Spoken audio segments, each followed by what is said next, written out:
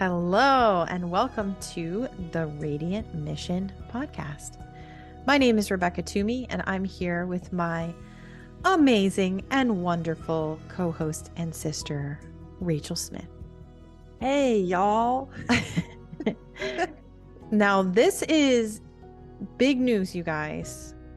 This episode and the next one, because we're in a little bit of a series here, are the last episodes that Rachel and I are recording together before maternity leave, before Rachel goes on maternity leave. I was hoping you would mention that we're pre-recording these. So we're recording months before these come out. So, but by the time this comes out, both of us will have had our babies. Yeah. And I am about to have my baby any day now. I'm huge and I'm tired. And we're squeezing this in, and we're going to really be done recording for pretty much the year. Yeah, after this series that Rachel and I are doing on the holidays, then Mike, my husband, and I have a series on marriage that is going to be coming out, and Rachel gets a break from having to record extra episodes. But yeah, we are pre-recording long through our maternity, babies coming, and then whatever that's called, postpartum.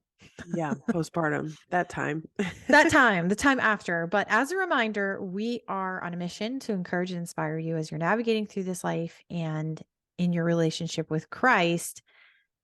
And we're continuing in our holiday series, talking about the most wonderful time of the year, Christmas. And Rachel has a note here, or is it? LOLs. That is the note I wrote. This is definitely, I think, going to be a harder conversation in some ways for some people than like Easter. I don't think most people are like, Easter, my favorite holiday. Or a lot of people are. Halloween actually is their favorite holiday. So they're probably mad at us after Halloween. But Christmas, it's going to be an interesting one. So Rachel's going to talk us through a lot of the research behind this because, as you guys know, Rachel follows the biblical feasts. And if you don't know anything about those, listen back. We did a whole series on the biblical feasts, starting with Passover. So be sure to tune into those and you can kind of hear a little bit about Rachel's backstory to the biblical feasts and how she kind of came about celebrating those or following them. So anyway, Yeah. Rachel's going to take us through a lot of this today. I'm going to have my commentary as usual. I do still celebrate Christmas, but there are aspects that I do not celebrate. So I'll mention that as we go along. But anyway, go ahead, Rachel. Yeah. So this is going to be a fun one.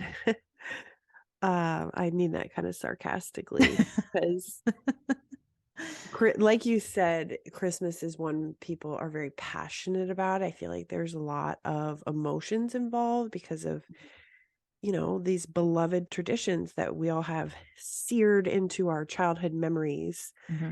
And it that alone just makes this one really tough to analyze because who wants to critique or challenge the paradigms that we hold so dear and question whether or not it's right? Mm-hmm. I know for me, when I started looking into things and being convicted on other things, I didn't want to do this. Definitely did not want to think anything negatively about Christmas. So when I started researching Christmas and the whys and hows behind our celebrations, I felt this peace that we, like they talk about the Christmas being about peace and joy. And I felt that disturbed. And it really felt like my spirit and my flesh were raging inside me in ways that it made me just not want to go here because I didn't want the end result to be me giving up Christmas. And so I really had to do a lot of inner reflection on why I was feeling that way. So my goal in this topic for these next 2 episodes is to be gentle with everyone's feelings and the information. Yeah. Hopefully, I am, but also truthful. And like with all these conversations, just give listeners something to chew on. Like nothing I'm saying is in condemnation. Like what the conclusions I came to has to be anyone's conclusions. I think with everything we should bring it to the Lord and ask him what um he wants us to do. Yeah, definitely. So Yeah. I mean, just a reminder that this episode and this series in general is not to try to change anyone's mind or traditions or anything. We want to talk about these topics, and we feel that they're important things to address as believers because there's so many things that we just do because they've always been done. right. And let's think about it, even if you continue to do the same things you've always done, at least you've thought about it and at least you're making an informed decision about the things that you are celebrating or practicing or whatever. This is really, this podcast is all about discussion. It's about reading the word. It's about putting things up to the word. And that's kind of the goal of this. And honestly, not only did you not want to think about giving up Christmas and do the research back in the day or a couple of years ago, you didn't want to do this episode either. No, I I really didn't. really forced Rachel into this, just so you guys Yeah. know. She felt like, she didn't want this to come off as she's trying to say that what she does is right and what other people do is wrong. But I felt very strongly that even though she and I don't even agree on this necessarily, that that's the beauty in this is we can still have a conversation. And it Yeah. doesn't mean that I'm always going to do things the same way or that the Lord isn't going to work on my heart in some ways. I might change certain things that I do, moving forward. So just a kind of precursor to that. Yeah. I didn't want to do this. You twisted my arm. I just know how I know how controversial this can be, and I also like I want if anyone is listening up to this point to like keep listening and to just because you might be having in your head like, "Oh, this is just going to be a Christmas bashing Mhm. session. I don't want to listen to this," and just turn it off, to just like hear me out on it. That's not my intention here. Like I said, my intention is to be gentle but truthful and to just give people things to think about. Yeah. There's a million videos and memes about all these specific negative things on Christmas, and I'm not I'm not going that way. Like, yes, I will mention some pagan connections, but I kind of see things a little differently in what really is important here. And I think if you've listened to the rest of our series as we talked about Halloween and Easter, I think that you'll notice the same theme is when it comes down to the heart of the topic of for any of these, Mhm. it is what does the Bible say? The Bible is authority. What's in the Bible and what is church tradition? Mhm. And then that's for all of us to decide what to do with that information. Yep. Definitely. Well, good. So let's jump into this. Let's talk about or walk us through what is Christmas and where did it come from? Right, yeah. So obviously we all know that Christmas is supposed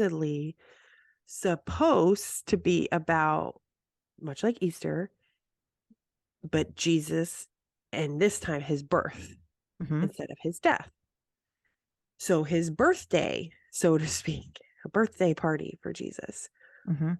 So if you haven't listened to episode 38 on the final biblical feast of tabernacles that we covered, I highly recommend going back and checking that one out because I really get into specific details of Jesus's birth and when that was, or when I believe that it was. Mhm.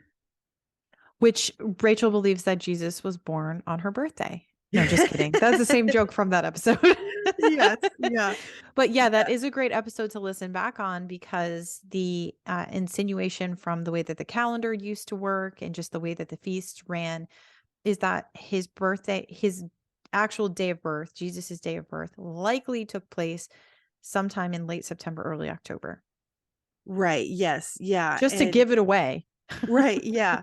Yeah. To kind of summarize that just very briefly, because we get into more detail in that episode, that you can do the math based on John the Baptist's conception because his father was a Levite working in the temple and there was a certain temple order and when he was in the temple is mentioned.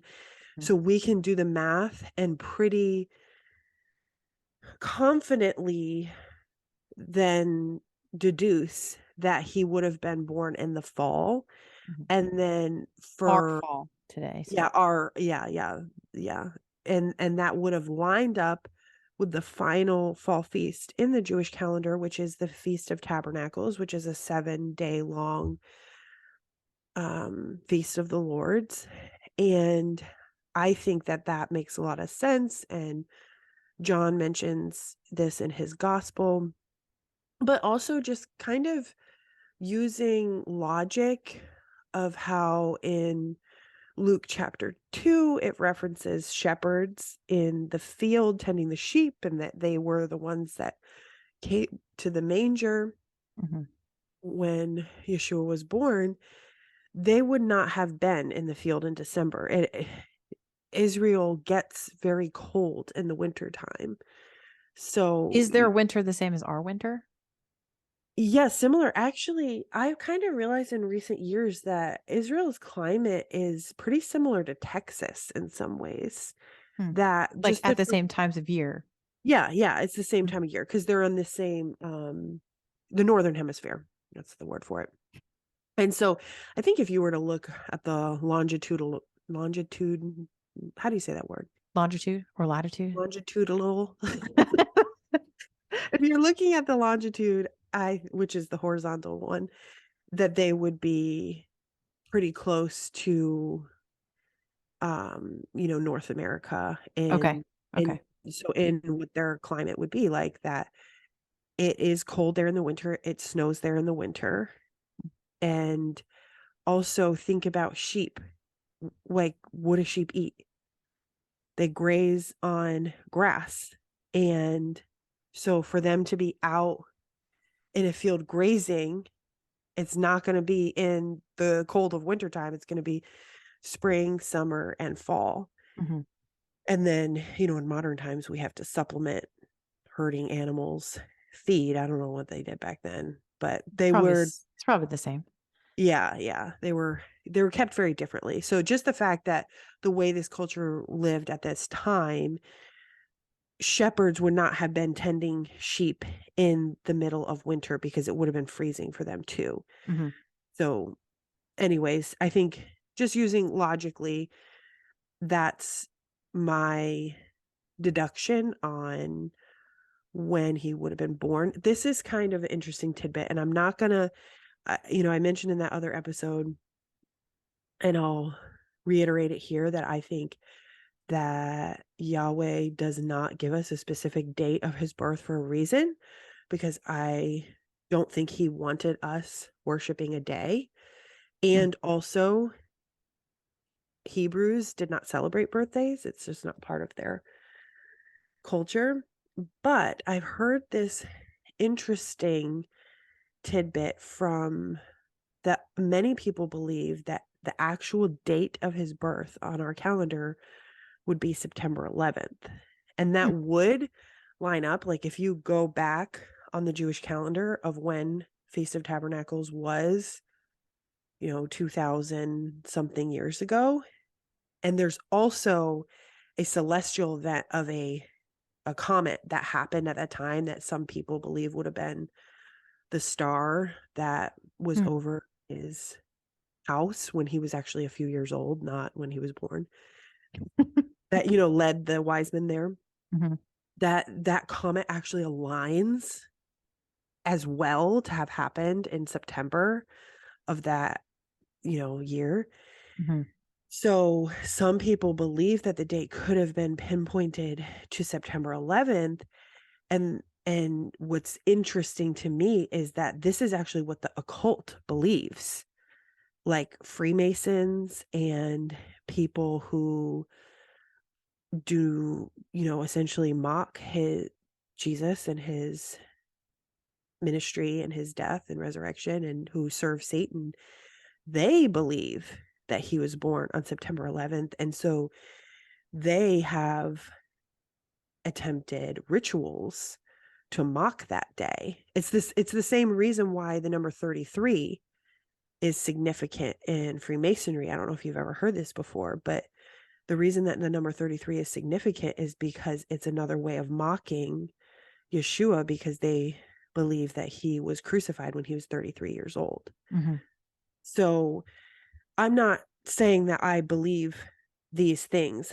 I'm just mentioning it in here because especially Luciferians and Freemasons, they worship numbers. Numbers and dates are very significant to them. Mm-hmm.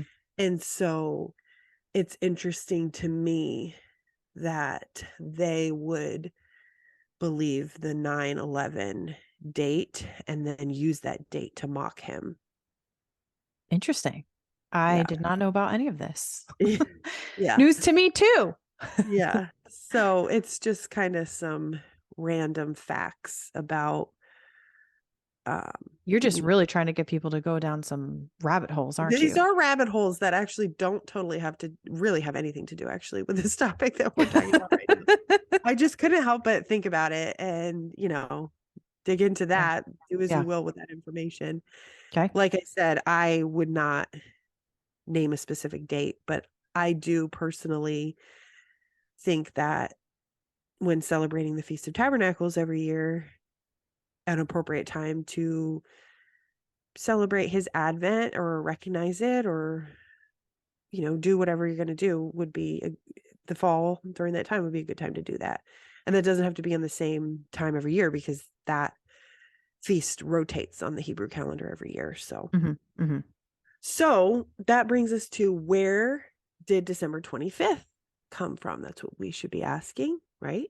Yeah. Sounds like a good day. So to answer this question, I'm going to quote from the Encyclopedia Britannica. In the 3rd century, the Roman Empire, which at the time had not adopted Christianity, celebrated the rebirth of the unconquered sun, Sol Invictus, on December 25th. This holiday not only marked the return of longer days after the winter solstice, but it also followed the popular Roman festival called the Saturnalia, during which people feasted and exchanged gifts. It was also the birthday of the Indo-European deity Mithra, a god of light and loyalty whose cult was at the time growing popular among Roman soldiers. The church in Rome began formally celebrating Christmas on December 25th in 336 AD during the reign of Emperor Constantine. As Constantine had made Christianity the effective religion of the empire, some have speculated that choosing this date had the political motive of weakening the established pagan celebrations. The date was not widely accepted in the Eastern Empire, where January 6th had been favored for another half century, and Christmas did not become a major Christian festival until the 9th century. Very interesting that, well, first of all, I know that we're going to you're going to point out some specific things, but Yeah. the thing that stuck out to me about this was, first of all, Saturnalia. I don't know if those listening have heard of it, but once you hear about it, you can't stop thinking about the whole idea of Saturnalia. Like, it's come up in holiday trivia that Mike and I have done since, and Mike always gets it right because he remembers it because you and him had a long conversation one day about it. Yeah. But this whole deity being a god of light is pretty interesting. That's kind of euphemism for Satan. And if we listen back to, if you listening, listen back. to some of our episodes on pharmakia, for example, we talked about it a lot there about how these gods and little g gods and goddesses are Nephilim. Yeah. Then this kind of brings some of this into context about Mithra. So just something to point out there.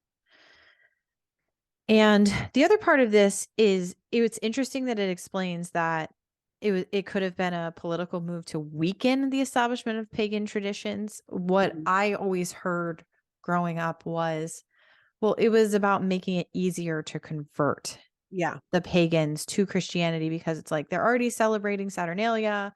So just like make the celebration about Jesus and just bring it over. Yeah. So that's something I've heard. And then the last thing is we are talking about Christian Christmas, December 25th, but Orthodox and other Christian sects do not all follow December 25th necessarily as Christmas. Yeah. And Some do the then January 6th. some still do January 6th. And I feel like there's something else. I feel like there's another date too.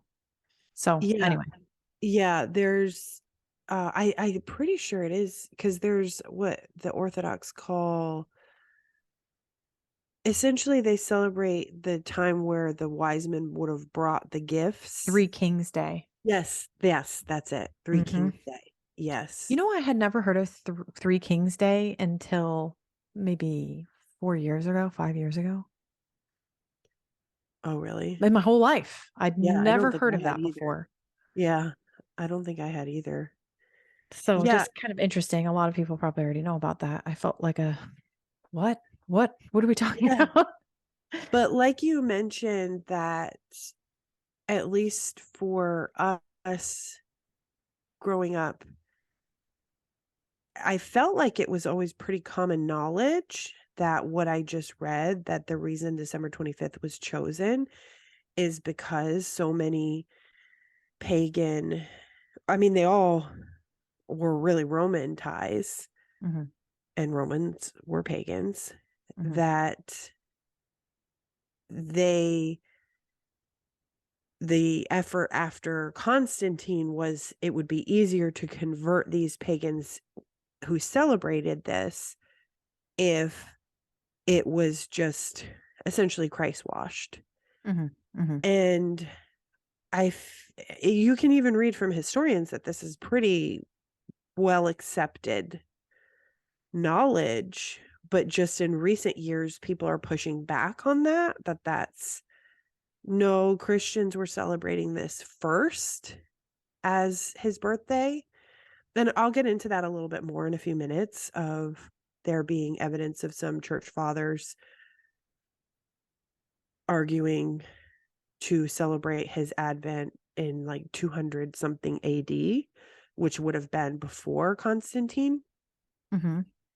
But I still think that we can't ignore the fact that the Romans were already doing this. Just because there were some church fathers who, you know, wanted to celebrate his birth at this time while the pagans were also celebrating their false Sol Invictus and Saturnalia and Mithra. Like, it's interesting there's 3 different ones that were all celebrated at this time. It just, to me, it's the coincidence would be too extreme. You know what I mean? Yeah. So, Yeah. All roads lead back to Rome, yeah. as you say. Yeah, and Constantine, if you caught that in there, which means also the Catholic Church. All of these Oh, all of man. this I'm because gonna make you do this Catholic Church episode series. Just now wait. I know I can't help but dropping in there, but that's such a big beast, no pun intended. But but Constantine is who established the Catholic Church. So all of these dates and traditions are gonna lead back to him, which leads back Mhm. to Rome because he was the Roman Empire. So Yes. So I'd prefer not to spend too much time dwelling on the pagan connections to Christmas, but I can't help myself. Like, God, Can't it, just can't stop myself. I can't. So it's just, it'll make more sense when we get into the traditions Mhm. if we kind of dig into some of these connections, because this was the most popular Roman pagan festival that occurred during the winter solstice, and that is Saturnalia. Like you just mentioned, like, people can argue that Saturnalia is not equivalent to Christmas, but this was a very, very, this was like their high holy day during the winter solstice. Mhm. So let's dig into what Saturnalia was, and then kind of think if we notice any similarities to even modern day Christmas. So that's all I'm going to say is, like, let's talk about what it was, and Mhm. then we can come to a conclusion afterwards. So again, I'm going to define Saturnalia from Encyclopedia Britannica. I mean, there's tons of information out there on it, but I feel like this is a pretty decent source. So You also Saturnalia, have a really great photo in our notes yeah, of the Roman Forum, and it is an image of the Temple of Saturn. yeah, So take a look yeah. at that. There is a lot of archaeological evidence of their worship of this little Mhm. g god Saturn.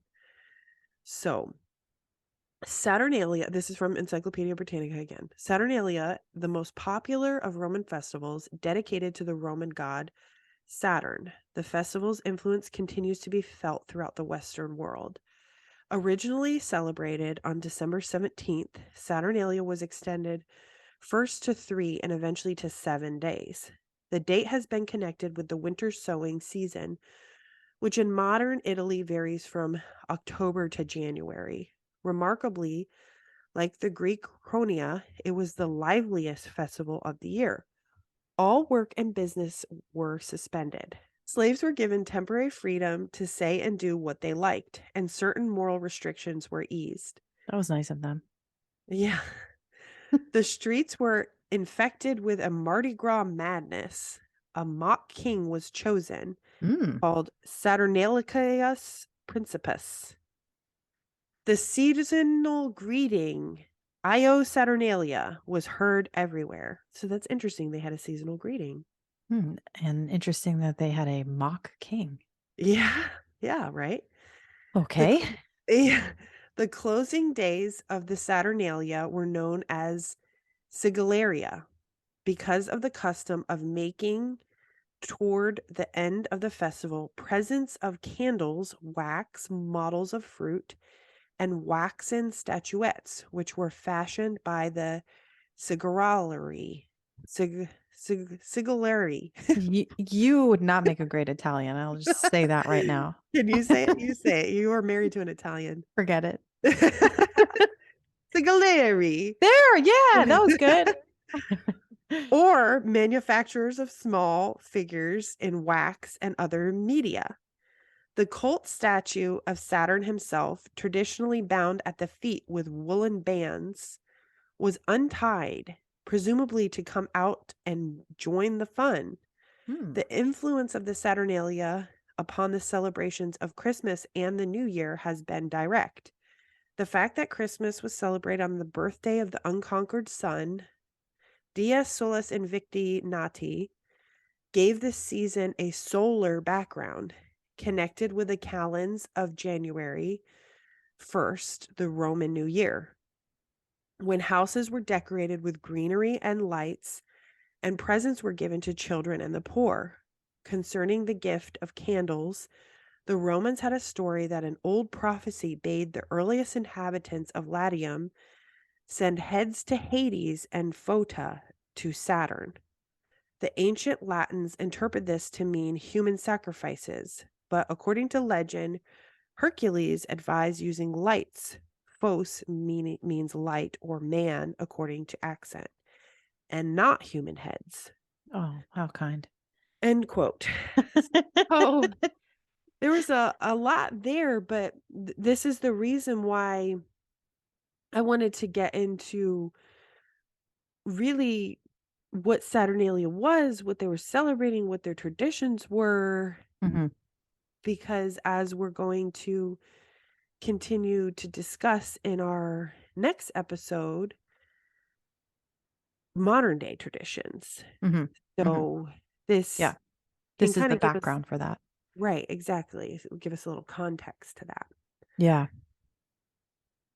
So, definitely. There was a lot there for sure, and it is funny that I almost sometimes when I read some of the words that are from ancient Rome, I think of Greek and I always think like, "Oh, I can't pronounce that word." I think of Latin. But that's yeah. why I was laughing about when you were trying to sing Liaria, like it's Yeah. Italian. Rome is in Italy, just as a reminder. So Saturnalia, they probably didn't that's probably been translated a little bit over the years as well. But it is interesting. The use of candles is really big and Mhm. greenery and lights. I couldn't help but think of that song from Frozen. And I don't think it's in the movie. I think it's in one of their shorts where Olaf the snowman does a song about basically like happy holidays and his whole it's this little video and the whole thing is about him learning about all the traditions that people celebrate at that time of year, Yeah. at that time of year. And it's interesting because he almost shows in that video how everybody's traditions are very similar, if Yeah. not the same, and they're celebrating different things. Yeah. Christians are celebrating Jesus, but all these other religions, if you want to say, are celebrating different things too, and they're using the same tradition. So that's what this reminded me of. It's like, and again, we're going to get into modern day traditions and how we celebrate Christmas now, but that's what it made me think of. Yeah. Pagan Yeah. movie, Frozen. From the pagan movie Frozen. Yeah, because they are based in, I mean, even, that's a fictional movie, but they're based in, like, the Nordic, Yes. which that's something that I'm not even and this is kinda what I meant with my precursor about how I'm trying not to get into the pagan aspects and all the ties to Christmas, is there is a whole thing with the Nordic traditions and Oh, the yeah. Celtics that, people can argue has to do with Christmas or doesn't or whatever. And Hmm. I'm not going there because I don't really think all of that is necessary. But to go back as far as we can, which I'm actually in our next episode, when we get into some of the traditions, I'm going to go back even farther because some of these traditions actually go as far back as the ancient Egyptians. Mm. So, like we've said in some of our previous episodes, when we talk about different, influences from other nations that in the Bible, in the Old Testament, they were called the heathen nations, we're using the term pagan. What that means is people groups who worshiped other gods other than the one true God, Yahweh. Hmm. And the Israelites were always the one exception. They were the only ones as a whole Hmm. who worshiped Yahweh and who were trying to preserve his ways, whereas all these other nations had tons and tons of other gods. And my belief is that they all borrowed from each other. Hmm. You can see this in the Greeks and the Romans. And you can see it in later the Nordics and the Celts. And you can see it even previously to all of these cultures in the Babylonians and the Egyptians. And they all have these similar little g gods that they worshiped in similar traditions. And I believe it all stems back to the fallen watchers, Hmm. the fallen Genesis angels. 6. Exactly. And Satan setting up this false kingdom to get people to worship him and these other fallen angels wanting humans to worship them, and it all goes back to idolatry. Mm-hmm. So that's what we're seeing here with Saturnalia. And so what, from what I just read, many people may not realize that the significance of Saturn that was being worshipped in Saturnalia in the occult even today. And we might think about Saturn as the sixth planet from the sun, but Saturn he's also associated with Satan. Mm-hmm.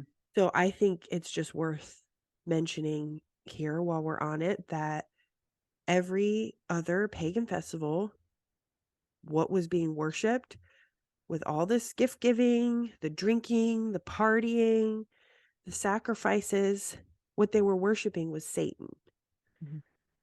So the reason I think this is important to just read over for ourselves what history tells us was celebrated by the Romans at this time is because many will argue that Christmas doesn't have anything to do with Saturnalia, and the date being chosen around this Roman festival to Christianize the pagan celebration is not accurate.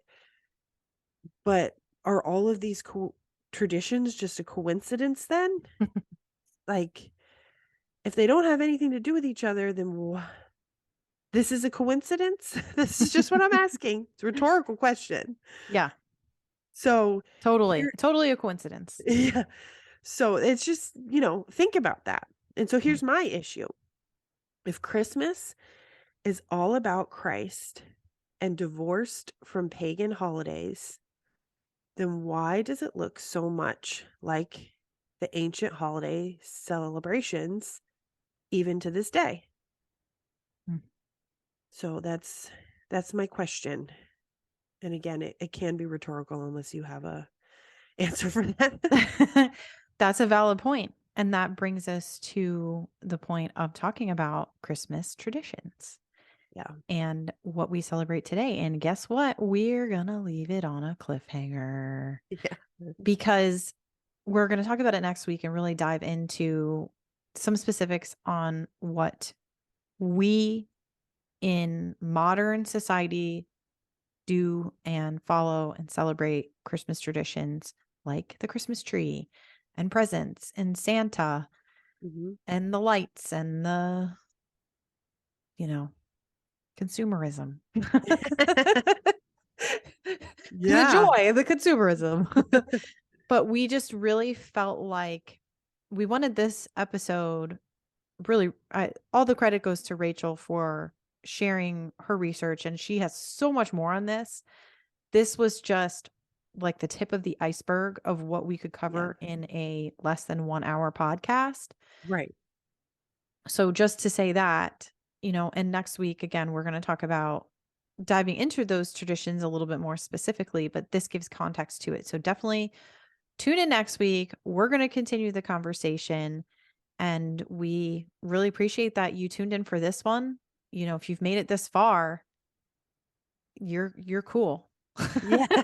Yeah. Hear us You're out on cool the next. because you can have the conversation, right? And Absolutely. And hear us out on the next one. I do want to, in case anyone just doesn't want anything to do with us after this episode, is I'm going to mention these two resources in the next episode because they're a little bit more pertinent to that, the topic of traditions. But I just kind of want to mention at the end here, and we'll have it in the show notes of like I said before, there's thousands of videos and blogs and resources like for and against Christmas out there. And I don't want to recommend any of that to anyone, but one resource that I really find valuable from a very humble preacher, his name is David Pawson, last name Pawson.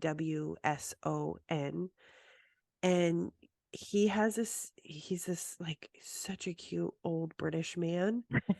And if you put his name in YouTube, he has a series. It's a 3-part series called The Traditions of Christmas. And I just could not recommend his sermon on that more. he goes at it in a way that is just so gentle and meek and humble, and I feel like he really brings the Holy Spirit into it. So I just wanted to mention that in case anyone just doesn't want to listen to our next episode on this, like, please go watch his video on it because he does an even better job than I ever could on explaining these things. And one other really great documentary that we'll put in the show notes is a documentary called The Way. And it is just about, like I said, my intention to always bring things back to the Bible. What is the way? It's the way of Yeshua. And so they kind of get into a little bit about these holidays. And so you can find their documentary on their website. I think it's theway.com or something like that. But we'll have that linked as well if anyone is just interested in hearing a little bit more than what we could cover in less than an hour. Because you're right, Yeah. like we can't get into every single rabbit trail of all of this. And it's too overwhelming too. But We could those, probably do a 9-part series on just this alone, but except I don't Rachel want would to. be Rachel couldn't handle it. Exactly. Yeah. So those are the resources that I really love the most, of just an encouragement from believers. Mhm. So Yeah. Awesome. Well, thank you for all the work that you put into this and for sharing this. I just hope that, folks are interested and that, yeah. it just makes you want to learn more about history and, your faith and the Bible and all that good stuff. So stay Yeah. tuned. We're going to talk about this more next week. Be sure to follow along outside the podcast. We're not as serious outside of the podcast. Not that this was serious, but Yeah.